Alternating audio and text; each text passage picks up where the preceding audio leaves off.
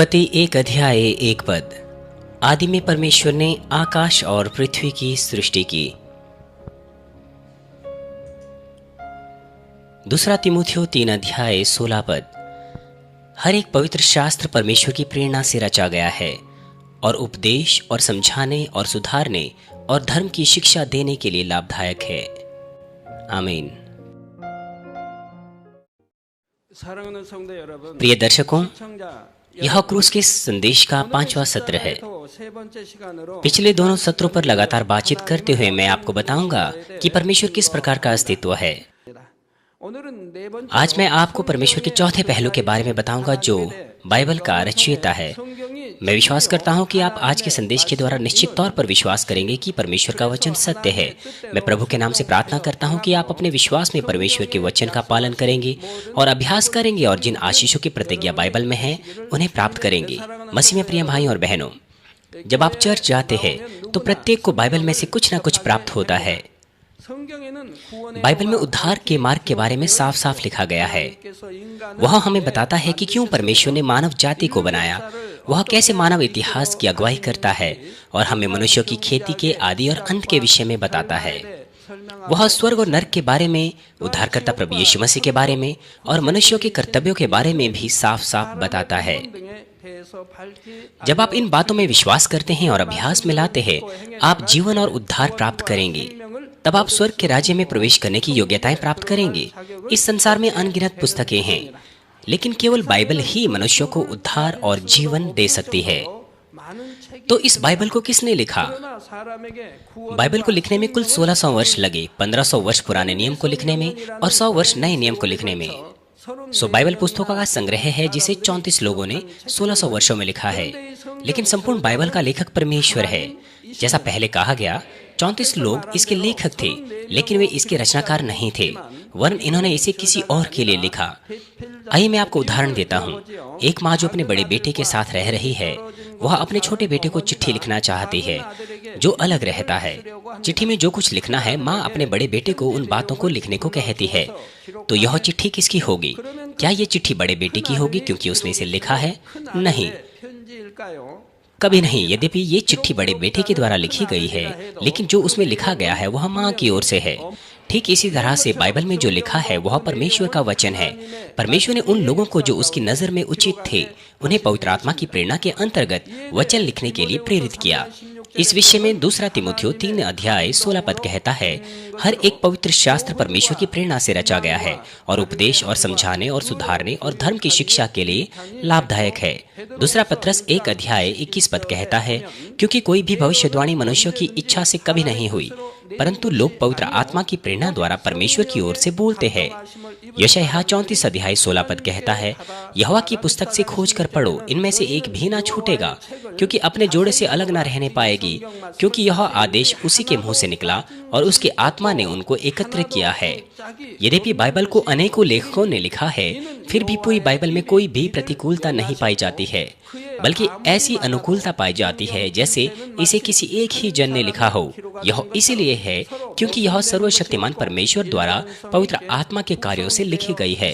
क्योंकि बाइबल पवित्र आत्मा की प्रेरणा से लिखी गई है, इसलिए जरूरी है कि आप भी इसका अनुवाद पवित्र आत्मा की प्रेरणा से करें। यदि आप मानवीय ज्ञान द्वारा इसका अनुवाद करेंगे तो यह गलत अनुवाद हो जाएगा। 2 पत्रस 3 अध्याय 16 पद कहता है, वैसे ही उसने अपनी सब पत्रियों में भी इन बातों की चर्चा की है, जिनमें कितनी बातें ऐसी हैं जिनका समझना कठिन है और अनपढ़ और चंचल लोग अर्थात वे लोग विश्वास की चट्टान पर नहीं हैं, उनके अर्थों को भी पवित्र शास्त्र की और अन्य बातों की नाई खींच तान कर अपने ही नाश का कारण बनाते हैं। आज ऐसे बहुत से लोग हैं जिनका इस प्रकार से नाश हो जाता है। बाइबल जैसे है आप वैसे ही उस पर विश्वास कर सकते हैं, परंतु ऐसे बहुत से लोग हैं जो विपरीत तरीके से सिखाते हैं। परमेश्वर हमें प्रार्थना में पुकारने के लिए कहता है। नए व पुराने नियम में परमेश्वर के लोग प्रार्थना पुकार कर करते थे। यहाँ तक कि हमारा प्रभु भी तब तक दुहाई देता रहा जब तक कि उसका पसीना खून की बूंद ना बन गया। लेकिन कुछ लोग कहते हैं, यदि आप प्रार्थना में पुकारते हैं या अन्य भाषा में बोलते हैं तो यह गलत है। वे परमेश्वर के वचन के विरुद्ध बोलते हैं। इसीलिए ऐसा लिखा गया है कि लोग उनके अर्थों को भी पवित्र शास्त्र की अन्य बातों की नाई खींच तान कर अपने ही नाश का कारण बनाते हैं। यदि आप बाइबल का अनुवाद पवित्र आत्मा की प्रेरणा के द्वारा नहीं करते बल्कि मनुष्यों की सोच के साथ करते हैं, तो जैसा परमेश्वर चाहता है तो फिर आप उससे हटकर समझ प्राप्त करेंगे। आप नाश में गिर जाएंगे। यदि आप बाइबल का अनुवाद पवित्र आत्मा की प्रेरणा के साथ करते हैं तो आप ये भी एहसास कर पाएंगे कि इसके पद एक दूसरे से मेल खाते हैं। मान लीजिए कि मैं विश्वास विषय पर प्रचार कर रहा हूँ, तब पुराने और नए नियम में एक दूसरे से मेल खाने वाली आयतें एक साथ निकल कर आएंगी। मैं कितने घंटों तक विश्वास विषय पर संदेश दे सकता हूँ? मैं 10 घंटे, यहाँ तक कि 50 घंटे तक भी प्रचार कर सकता हूँ। क्यों? यदि आप बाइबल के सभी पदों को मिलाना आरंभ करेंगे तो पूरी बात को समझाने के लिए ये पद एक दूसरे से मिलते ही चले जाएंगे। इसलिए केवल एक विषय विश्वास पर मैं आपको विश्वास के बारे में और उद्धार के विषय में भी सब कुछ बता सकता हूँ। इसलिए मैं 50 घंटों, यहाँ तक कि 100 घंटों तक प्रचार कर सकता हूँ। यह पदों के एक दूसरे से जुड़े होने के कारण है। इसलिए ऐसा कहा गया है कि इनमें से एक भी ना छूटने पाएगा, कोई अपने जोड़े से अलग ना रहने पाएगी। जैसे माला को बनाने के लिए एक एक दाने को पिरोना पड़ता है, वैसे ही प्रत्येक पद दूसरे पदों के साथ जुड़कर अनुकूल बनता है और इसके आत्मिक अर्थ को समझने के लिए इसे सिद्ध और पूरा बनाता है। आइए मैं आपको एक आसान उदाहरण देता हूँ। प्रेरितों के काम अध्याय 2:21 पद कहता है, और ऐसा होगा कि जो कोई प्रभु का नाम लेगा वह उद्धार प्राप्त करेगा। लेकिन केवल इस पद से हम उद्धार के लिए परमेश्वर की इच्छा को पूरी तरह नहीं समझ सकते। सो यदि आप कहने लगे कि आप तो केवल इस पद के अनुसार प्रभु का नाम लेंगे और आप उद्धार प्राप्त कर लेंगे, तो आप बाइबल को गलत समझेंगे। इस तरह से आप में गलत सूचनाएं भर जाएगी। और जैसा मत्ती 7:21 पद में लिखा है, प्रत्येक जो मुझे हे प्रभु कहता है स्वर्ग के राज्य में प्रवेश न करेगा। आप केवल हे प्रभु कहकर स्वर्ग के राज्य में प्रवेश नहीं कर सकते, परंतु जो मेरे स्वर्गीय पिता की इच्छा पर चलता है जो स्वर्ग में है वह प्रवेश करेगा। हम केवल प्रभु का नाम पुकारने के द्वारा उद्धार प्राप्त करने की स्थिति को पूरा नहीं कर सकते। इसलिए रोमियो अध्याय 10 और 10 पद में लिखा है, क्योंकि धार्मिकता के लिए मन से विश्वास किया जाता है और उद्धार के लिए मुंह से अंगीकार किया जाता है। यह बताता है कि विश्वास क्या है। हमें हृदय में विश्वास करना है। हमें केवल वचन को सुनना और एक ज्ञान की तरह नहीं रखना है, वरन हमें हृदय में विश्वास करना है। सो जब हम हृदय में विश्वास करते हैं तो हम धर्मी ठहरेंगे। विश्वास एक ज्ञान के रूप में और विश्वास हृदय में, ये दोनों पूरी तरह से अलग अलग है। यदि आप हृदय में विश्वास करते हैं तो आप उसे कार्य में भी करेंगे। आप ज्योति के वचन के द्वारा चलने लगेंगे। आपके कार्यों द्वारा आपका विश्वास सिद्ध हो जाएगा। आपका हृदय आत्मा के साथ विकसित होगा। आप सब प्रकार की बुराई को उतार फेंकेंगे और पवित्र बन जाएंगे। परमेश्वर का सच्चा जन बन जाएंगे जो परमेश्वर की आज्ञाओं का पालन करता है। यही धर्मी होना है, क्योंकि आप सब बुराइयों को त्याग देते हैं और पवित्र बन जाते हैं तो आप धर्मी बन जाते हैं। इसीलिए ऐसा कहा गया है, क्योंकि धार्मिकता के लिए मन से विश्वास किया जाता है और उद्धार के लिए मुंह से अंगीकार किया जाता है। जो कोई हृदय में इस प्रकार से विश्वास करते हैं वे धर्मी ठहराए जाएंगे। और जब वे अपने होठों से अंगीकार करते हैं कि प्रभु मैं विश्वास करता हूँ आप मेरा उद्धार करता है, तो वे उद्धार प्राप्त करेंगे। अर्थात वे जो हृदय में विश्वास करके धर्मी ठहराए गए हैं वे अपने होठों से अंगीकार करने के द्वारा उद्धार प्राप्त करेंगे। आप केवल अपने सिर में ज्ञान के द्वारा और यही कहने के द्वारा कि प्रभु में विश्वास करता हूँ उद्धार प्राप्त नहीं कर सकते। तो फिर विश्वास करने का अर्थ क्या है? याकूब 2:14 पद कहता है, हे मेरे भाइयों, यदि कोई ये कहे कि मैं विश्वास करता हूँ पर कर्म ना करें तो इससे क्या लाभ? क्या ऐसा विश्वास उसका उद्धार कर सकता है? वे कहते हैं उनके पास विश्वास है, लेकिन वे परमेश्वर के वचनानुसार नहीं चलते। वे परमेश्वर की आज्ञाओं का पालन नहीं करते। वे ज्योति में नहीं चलते। तो क्या इस प्रकार का विश्वास उन्हें बचाएगा? हमारा प्रभु कहता है नहीं। जो लोग अपने हृदय में विश्वास करने के द्वारा धर्मी ठहरते हैं वे अपने कामों के द्वारा प्रमाणित करते हैं। यदि आप वास्तव में विश्वास करते हैं कि आपके पापों की क्षमा के लिए यीशु ने अपनी जान दे दी, तो जब आप परमेश्वर के वचन के अनुसार चलेंगे तो आपके कार्य भी प्रकट होंगे, क्योंकि आप प्रभु और परमेश्वर से प्रेम रखते हैं जिसने अपनी जान आपके लिए दी है। तो आप परमेश्वर के हृदय को चोट नहीं पहुंचाना चाहेंगे, तो फिर आप स्वाभाविक रूप से पापों को दूर हटाना शुरू कर देंगे। और ये भी, यदि आप वास्तव में प्रभु से प्रेम करते हैं तो आप अपने भाइयों से अपने समान प्रेम रखेंगे। आप घृणा, ईर्ष्या, दोष लगाना, निंदा नहीं करेंगे या अपने लाभ को नहीं ढूंढेंगे, लेकिन आप सेवा, त्याग और जरूरतमंदों की सहायता करने के लिए अपने कामों में विश्वास के प्रमाण दिखाएंगे। लेकिन कार्य केवल बाहरी दिखावे के रूप में नहीं होने चाहिए। रोमियो 3:28 कहता है, इसलिए हम इस परिमाण पर पहुंचते हैं कि मनुष्य व्यवस्था के कामों से नहीं वरन विश्वास के द्वारा धर्मी ठहराया जाता है, चाहे कितना भी आप सत्य पर क्यों न चले। लेकिन यदि आप विश्वास के साथ नहीं करते तो केवल कामों के द्वारा धर्मी नहीं ठहराए जा सकते। आपका हृदय पवित्र बन जाना चाहिए क्योंकि आप प्रभु में विश्वास करते हैं और आपके कार्य आपके हृदय की पवित्रता से सिद्ध कार्यों की तरह प्रकट होने चाहिए। इसलिए हृदय में विश्वास करने का अर्थ है अपने हृदय को ऐसा पवित्र करना जिससे पवित्र कार्य प्रकट होते हैं, जिसका अर्थ है अपने हृदय का खतना करना। इसलिए बाइबल हमें हमारे हृदय के खतने के विषय पर बताती है। अपने हृदय की खाल को उतार फेंके। जब मनुष्य इस तरीके से अपने विश्वास करके हृदय का खतना करता है और होठों से प्रभु के नाम का अंगीकार करता है तो वह उद्धार प्राप्त करेगा। यदि आप इन आयतों के जोड़ों या इनके पूरक को नहीं जानते तो हो सकता है आप सत्य को गलत समझ बैठेंगे, यह सोचकर कि मैं बच जाऊंगा यदि मैं केवल यीशु को अपना उद्धारकर्ता ग्रहण कर लूं, या मैं तब भी बच जाऊंगा जब सिर्फ अपने हृदय में विश्वास कर लूं, भले ही मैं अपने पापों में जीवन क्यों न व्यतीत करूं। हालांकि यदि आप अपने हृदय में विश्वास करेंगे तो आप पाप नहीं करेंगे, लेकिन हो सकता है लोग कहें कि वे अपने हृदय में विश्वास करते हैं जबकि वे केवल अपने ज्ञान से विश्वास करते हैं, क्योंकि वे सत्य को नहीं जानते। यदि विश्वास कार्य में प्रकट नहीं है तो यह हृदय में विश्वास करना नहीं कहलाएगा, यह तो केवल हमारे सिर में ज्ञान है। इसलिए इस मामले में तो हम लगातार पाप करते रहेंगे और उसका नतीजा आप जीवन प्राप्त नहीं करेंगे लेकिन नाश की ओर चले जाएंगे। इसी प्रकार से बाइबल के पदों में परमेश्वर की योजना को सही सही जानने के लिए उससे जुड़े हुए पदों को जानना इस तरह से आपके लिए जरूरी है, तभी आप इसके उचित आत्मिक अर्थ को समझ पाएंगे। प्रिय श्रोताओं, बाइबल परमेश्वर का वचन है और इसमें सभी वचन सत्य है। इतिहास को देखने के द्वारा भी इस सत्य को हम साबित कर सकते हैं। पुराने नियम में आप देख सकते हैं कि इजराइल का इतिहास, ऐतिहासिक घटनाएं और लोग, स्थान और उनके रिवाज वास्तविक है। और जैसा पिछली बार भी बताया था मैंने कि बाइबल में बहुत सी भविष्यवाणियां हैं और उनमें से प्रत्येक पूरी हो रही है और पूरी हो चुकी है। उदाहरण के लिए लूका अध्याय 19:43 से 44 पद कहता है, क्योंकि तुझ पर वे दिन आएंगे कि तेरे शत्रु तेरे सामने मोर्चा बांधेंगे और तुझे चारों ओर से घेर दबाएंगे, तब वे तुझे और तेरे बालकों को मिट्टी में मिलाकर चौरस कर देंगे और तुझ में एक पत्थर पर दूसरा पत्थर भी न छोड़ेंगे, क्योंकि तूने उस अवसर को जिससे तुझ पर कृपा की गई न पहचाना। ये यीशु के द्वारा यरूशलेम के नष्ट किए जाने की भविष्यवाणी है। इस भविष्यवाणी के 40 वर्ष बाद यरूशलेम को 70 एडी के आसपास रोमी साम्राज्य के जनरल टाइटस द्वारा यरूशलेम को नष्ट किया गया। रोम सेना ने शहर की दीवार को चारों ओर से घेर लिया। नगर को जीत लेने के बाद उन्होंने निर्दयता से बच्चों को जान से मार डाला, सारे भवनों को नष्ट कर दिया, पत्थर पर पत्थर भी नहीं छोड़ा। इसके अतिरिक्त अनेकों ऐतिहासिक घटनाओं के बारे में भविष्यवाणियां की गई है और उनमें से सबसे महत्वपूर्ण भविष्यवाणी यीशु के बारे में है, उद्धार के मार्ग को पूरा करने के लिए, जो कि बाइबल का मुख्य विषय है। उद्धारकर्ता को मानव जाति को, जो सब पापी थे, बचाने के लिए आना था। इसलिए परमेश्वर ने पुराने नियम में कई स्थानों पर विस्तार से यीशु के जन्म, सेवा, दुख और पुनरुत्थान के बारे में भविष्यवाणियां दी, जिसे मसीहा बनना था। और जब समय आ गया, जैसा परमेश्वर ने वादा किया था, उसने यीशु को इस धरती पर भेजा।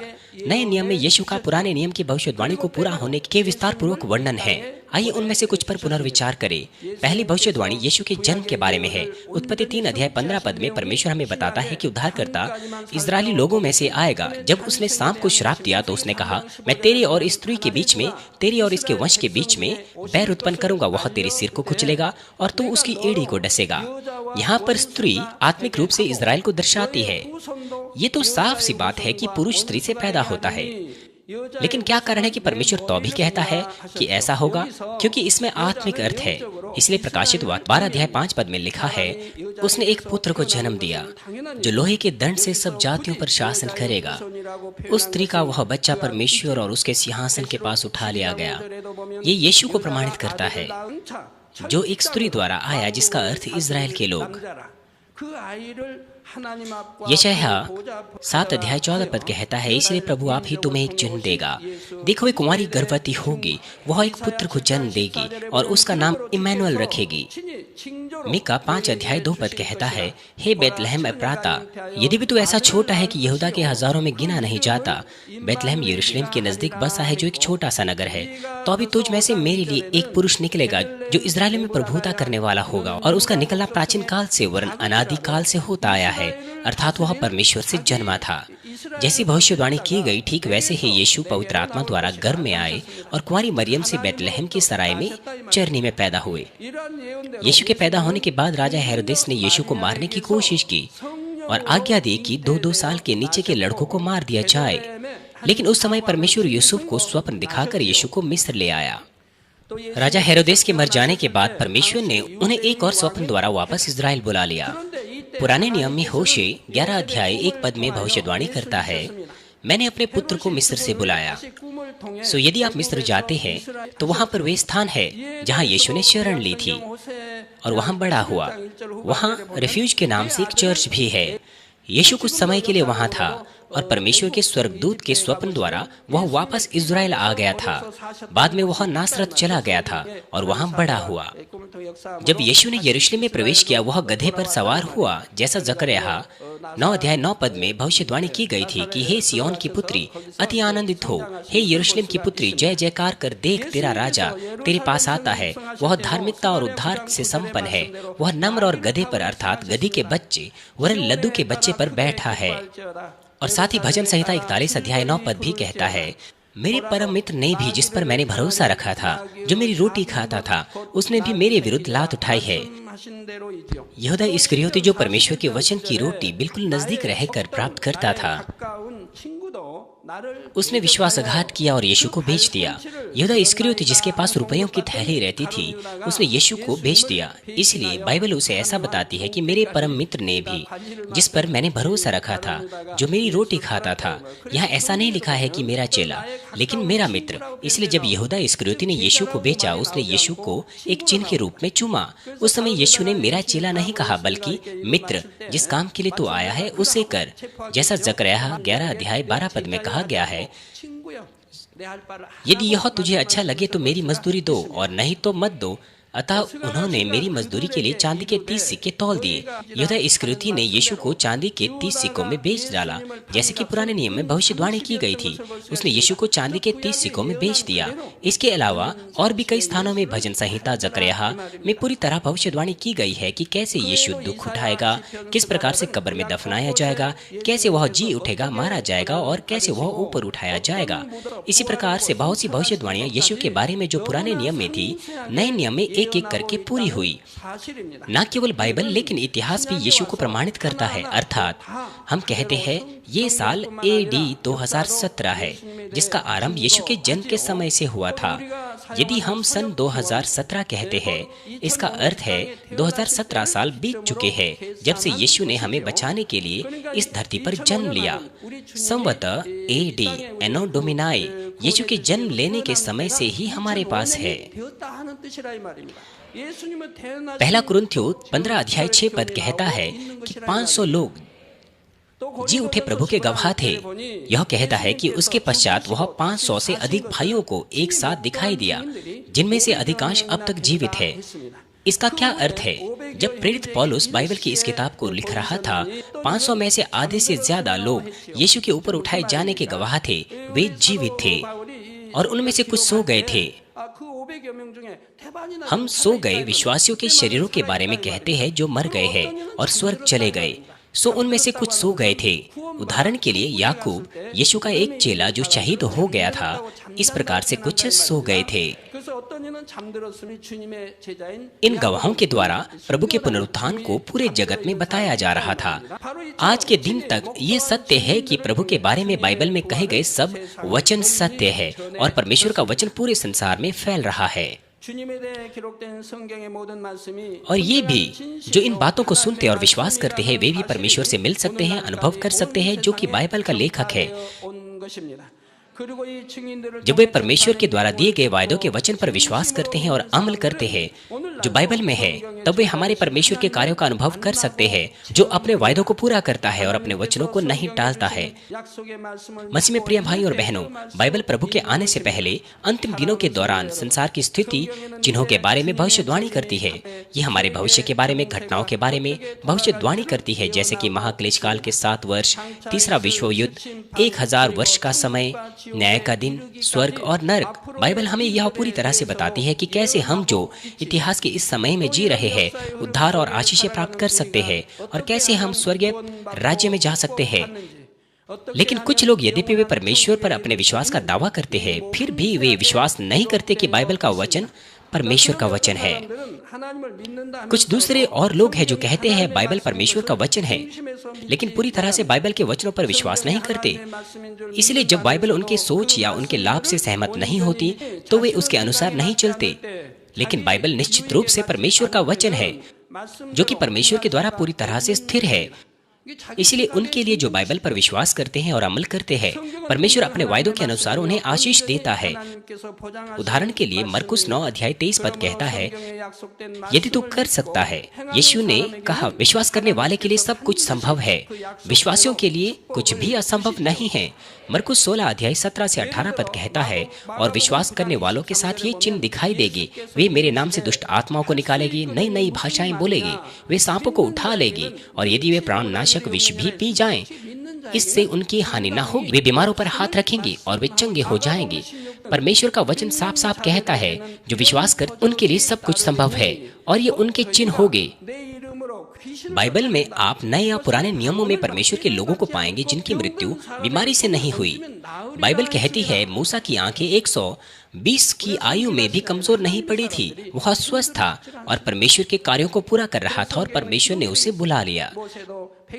और विश्वास करने वालों में ये चिन्ह दिखाई देंगे। हमारे विश्वासी के पास पक्का विश्वास है, इसीलिए ये चिन्ह आप में दिखाई देते हैं। जब हमारे पास्टर्स और कार्यकर्ता बीमारों के लिए अपने हाथ रखकर प्रार्थना करते हैं, वे चंगे हो जाते हैं। यहाँ तक कि समय और स्थान की दूरी को पार करते हुए खतरनाक बीमारियां भी चंगी हो जाती है। रुमाल की प्रार्थना द्वारा ये चिन्ह पूरे विश्व भर में होते हैं। क्यों? यदि आप बाइबल में विश्वास करते हैं तो ये चिन्ह होंगे। ये चिन्ह नहीं दिखाई पड़ते हैं क्योंकि आपके विश्वास में समस्या है। यदि आप वास्तव में विश्वास करते हैं तो चिन्ह जरूर प्रकट होंगे, जैसा कि बाइबल में लिखा गया है, आप बीमारियों को चंगा करोगे। क्या ये सच नहीं है? इसलिए इब्रानियों 10 अध्याय में हमें शुद्ध हृदय और सिद्ध विश्वास करने के लिए कहता है। यदि आप शुद्ध हृदय और सिद्ध विश्वास पाने के लिए अपने हृदय का खतना करते हैं, उनके द्वारा ये चिन्ह प्रकट होंगे। ये चिन्ह जरूर होंगे जो विश्वास करेंगे, और आप गवाह होंगे। ये चिन्ह मानवीय सदस्यों के द्वारा होते हैं। जैसा कहा गया है, सब कुछ उनके लिए संभव है जिनके पास सिद्ध विश्वास है। निर्गमन 15 अध्याय 26 पद कहता है, और उसने कहा, यदि तू अपने यहोवा परमेश्वर की वाणी ध्यान पूर्वक सुने और जो कार्य मेरी दृष्टि में ठीक है उन्हें करे, मेरी आज्ञाओं पर कान लगाए और मेरी सब विधियों का पालन करे, तो जितने रोग मैंने मिस्रियों पर भेजे हैं उनमें से एक भी तुझ पर ना भेजूंगा, क्योंकि मैं यहोवा तुम्हारा चंगा करने वाला हूँ। परमेश्वर हमारा पिता है, वह चंगा करने वाला परमेश्वर है। यहाँ तक कि यदि हमारे पास बीमारी भी हो, वह हमें चंगा करता है। परंतु क्यों वह हमें कोई बीमारी देगा? इसलिए हमें परमेश्वर को जानना है और उसमें उचित तरीके से विश्वास करना है। जैसा कहा गया है कि यदि तुम पाप से दूर रहोगे और उसकी आज्ञाओं का पालन करोगे, कोई भी बीमारी तुम्हारे ऊपर नहीं आएगी। यदि आप बीमारी में हैं, तो आप जानते हैं क्या कारण है। आप जानते हैं कि आपने परमेश्वर की कौन सी आज्ञा तोड़ी है, किस प्रकार के शरीर के कार्य आपने किए हैं। उनका प्राण समृद्ध होना चाहिए। उन्हें अपने आप को प्रभु की दुल्हन के तौर पर तैयार करना चाहिए, बेहतर स्वर्गीय निवास स्थानों में जाना चाहिए। लेकिन बजाय इसके वे नरक के मार्ग की ओर जा रहे हैं। वे परमेश्वर को कितना क्रोधित कर रहे हैं। उन्हें अपने हृदय को चीरना चाहिए, निरंतर आंसू के साथ पश्चाताप करना चाहिए। आपको किसी चाकू या किसी चीज से इसे नहीं चीरना है, वरन उन्हें अपने हृदय को चीरना चाहिए, पूरी तरह से पश्चाताप करना चाहिए। और जब आप पूरी तरह से पश्चाताप करते हैं, उसके बाद आकर आपको प्रार्थनाओं को ग्रहण करना चाहिए, तो प्रभु आपको तुरंत चंगा करेगा। अगर आपने अपने हृदय की गहराई से पश्चाताप किया है, तो एक ही प्रार्थना से आप चंगे हो जाएंगे। लेकिन पूरी तरह से पश्चाताप किए बिना यदि आप केवल लिखते या केवल होठों से पश्चाताप करते हैं, तो आप चंगे नहीं हो जाएंगे, क्योंकि आपने पूरी तरह पश्चाताप नहीं किया। यदि आप चंगे भी हुए हैं, तब भी आप पूरी तरह चंगे नहीं होगे। परमेश्वर आपको उतना ही चंगा करेगा जितना आपने पश्चाताप किया है। लेकिन यदि आप अपने विश्वास के ठंडा पड़ जाने के लिए, पहले प्रेम के ठंडे पड़ जाने के लिए, गुनगुने मसीह जीवन के लिए, परमेश्वर के सामने वफादार ना होने के लिए हृदय से पूरी तरह से पश्चाताप करें और तब प्रार्थना प्राप्त करने के लिए आए, तब आप केवल एक ही प्रार्थना से चंगे हो जाएंगे। हमारे सदस्य हमेशा देखते, सुनते और समझते हैं ये परमेश्वर के सभी वचन सत्य है। आइए मैं इस संदेश का निष्कर्ष आपको दूंगा। मसीह में प्रिय भाइयों बहनों और प्रिय दर्शकों, नीति वचन 8 अध्याय 17 पद कहता है, जो मुझसे प्रेम रखते हैं उनसे मैं भी प्रेम रखती हूँ। जो मुझे यत्न से ढूंढेंगे वे मुझे पाएंगे। कुछ लोग कहते हैं परमेश्वर कहाँ है? यदि कहीं है तो मुझे उनसे मिलाइए। यहाँ तक कि वे बिना ढूंढे परमेश्वर से मिलने की बात करते हैं।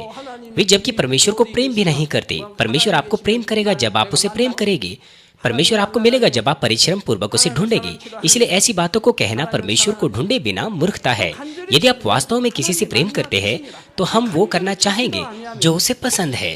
परमेश्वर को प्रेम करना और उसको ढूंढने का माध्यम बाइबल में विश्वास करना है और उसका पालन करना है। तब परमेश्वर आपको प्रेम करेगा, वह आपकी प्रार्थनाओं का उत्तर देगा और आपसे ये कहते हुए मिलेगा, मैं यहाँ पर हूँ, मैंने तेरी विनती को सुना है। मैं आशा करता हूँ कि आप निश्चय ही अपने हृदय से परमेश्वर पर विश्वास करेंगे कि बाइबल परमेश्वर का वचन है और उसकी आज्ञाओं पर पूरी तरह से चलने की कोशिश करेंगे। मैं प्रभु के नाम से प्रार्थना करता हूँ कि जो ऐसा कर रहे हैं, परमेश्वर उन्हें प्रेम करे, मिले, आशीष दे और नई यरूशलेम में अनंत स्वर्ग के राज्य में ले जाएं। आमीन। हालेलुया। सर्वशक्तिमान प्रेमी पिता परमेश्वर, कृपया अपना हाथ तमाम भाइयों और बहनों पर रखें जो यहाँ पर इस प्रार्थना को ग्रहण कर रहे हैं। उनके हृदय में विश्वास को बोइए और उनके नकारात्मक विचार और शक को दूर कीजिए। तमाम क्लेश और आजमाइशें उन्हें छोड़ के चले जाएं। पवित्र आत्मा की आग के द्वारा सिर से लेकर पैर तक उनके तमाम बीमार और दर्द भरे अंगों को जला दीजिए। यीशु मसीह के नाम से मैं आज्ञा देता हूँ, शत्रु, दुष्ट और शैतान, तमाम बीमारियां, रोगाणु, विषाणु और निर्बलताएं दूर हो।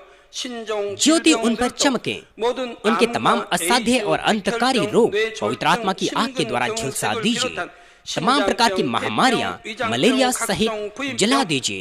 तमाम संक्रामक रोग, जुकाम, बुखार उनसे दूर हो। पिता, उन्हें तमाम प्रकार के रोगाणु और विषाणुओं से सुरक्षा दीजिए। उन्हें तमाम प्रकार के कैंसर, पेट के कैंसर, फेफड़े के कैंसर, जिगर के कैंसर, छाती के कैंसर, गर्भ के कैंसर और आंतों के कैंसर से चंगा कीजिए। और तमाम दूसरी बीमारियां जैसे कि एड्स, ल्यूकेमिया, दिमागी रक्तघात, उच्च रक्तचाप, धीमा रक्तचाप, हृदय के रोग, फेफड़े के रोग, स्त्री रोग, थायराइड के रोग और तमाम सूजन और जलन दूर हो। पोलियो, लकवा, गठिया और आंत के रोगों से वे चंगे हो जाएं। तमाम प्रकार के दर्द उनसे दूर हो। पीठ दर्द, सिर दर्द और मानसिक दर्द सहित मिर्गी, स्वलीनता, उदासी, तंत्रिका रोग और तमाम दूसरी मानसिक बीमारियों से वे आजाद हो जाए। तमाम प्रकार के लकवे से वे खुल जाएं, उठे, चले और वे कूदे। वे अच्छी आंखों की दृष्टि प्राप्त करें और अच्छी सुनने की शक्ति प्राप्त करें। अंधे देखने लगे, बहरे सुनने लगे और गूंगे बोलने लगे। दुर्घटना के तमाम दुष्प्रभावों को ठीक कीजिए। उनकी टूटी हड्डियां ठीक कीजिए। उन्हें जलन से ठीक कीजिए। जलन और दहन संवेदना उनसे दूर हो। तमाम प्रकार की नशे की लत से और पदार्थ के इस्तेमाल से साफ हो जाओ। पिता, मृतक कोशिकाओं, उत्तकों और तंत्रिकाओं को फिर से ठीक कीजिए और मृतकों को जिला दीजिए। उन्हें आशीष दीजिए गर्भधारण की। पिता, उन्हें गर्भधारण की आशीष दीजिए। यीशु मसीह के नाम से मैं आज्ञा देता हूँ, शत्रु, दुष्ट और शैतान, हवाओं के शासक, बुरी सेनाएं और उनके दास उनसे दूर हो। बुरी आत्माएं, अशुद्ध आत्माएं, धोखे की आत्माएं, झूठ की आत्माएं, अलग करने वाली आत्माएं और तमाम अंधकार के बल दूर हो। दुष्टता के तमाम बंधन खुल जाएं, उनसे दूर हो, ज्योति आ जाएं। पिता परमेश्वर, उन्हें ताकत दीजिए कि वे प्रार्थनाओं में पुकारें। पापों को दूर करने की उन्हें सामर्थ्य दीजिए और वे पवित्र हो जाएं। वे भले स्वस्थ में बने रहें जब उनका प्राण समृद्ध होता है। उनके परिवारों में भी सुसमाचार का प्रचार किया जाए। उन्हें सुरक्षा दीजिए तमाम प्रकार की दुर्घटनाओं और विपत्तियों से। अपने बच्चों को, उनके घर, कार्यशालाओं और व्यापारों को सुरक्षा दीजिए। पवित्र आत्मा की आग की दीवार से, स्वर्गीय सेना, स्वर्गदूतों और अपनी धधकती आंखों के द्वारा। पिता परमेश्वर, आपका धन्यवाद। सारी महिमा केवल आपको मिले। हमारे प्रभु यीशु मसीह के नाम से मैं प्रार्थना करता हूँ। आमीन।